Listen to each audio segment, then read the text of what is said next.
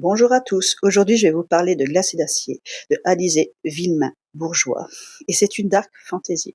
Donc je vais vous mettre la petite couverture juste ici. C'est une dark fantasy, donc s'il vous plaît pour un public majeur et averti. Donc c'est un service presse que j'avais depuis un petit moment, donc je remercie l'autrice pour sa patience. Maintenant je vais vous parler de mon ressenti. C'est par ici. Donc cette histoire, dès que j'ai commencé à la lire, j'ai été happée par l'histoire. Bon, au début, ça met un petit peu de temps à se mettre en place. D'un côté, vous allez suivre Lise. Lise, c'est une mage de la guerre avec pas mal de pouvoir.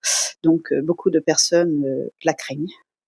Lise, elle va être, comment vous dire ça, elle va être en charge de protéger le roi. Donc, sauf que quand elle va aller là-bas, elle n'est pas très très appréciée, elle est très crainte. Donc, je vous imagine, imaginez-vous comment ça va se passer. Au début, ça va pas être tout rose. D'un autre côté, vous avez notre belle Ribod. Ribod, c'est une mercenaire. Elle a une mission, c'est d'aller récupérer le prince et de le ramener au château.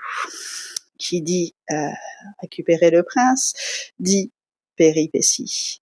Et je vous dis que ce ne va pas être de tout au repos. Comment vous dire ce que j'ai ressenti lors de cette lecture?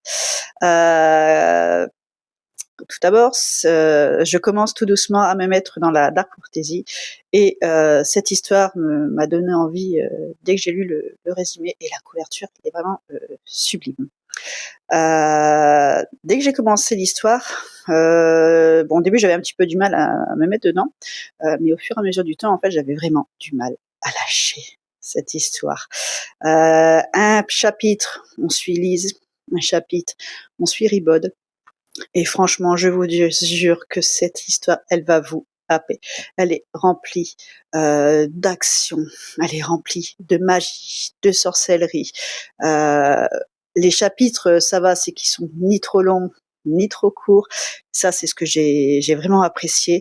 Et à chaque chapitre, en fait, on a envie de savoir la suite de l'histoire de Ribod, la suite de l'histoire de Lise.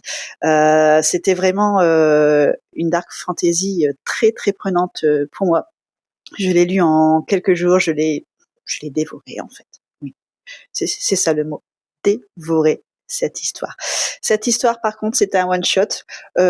J'aurais aimé que ce soit une saga. Je vous jure que c'était tellement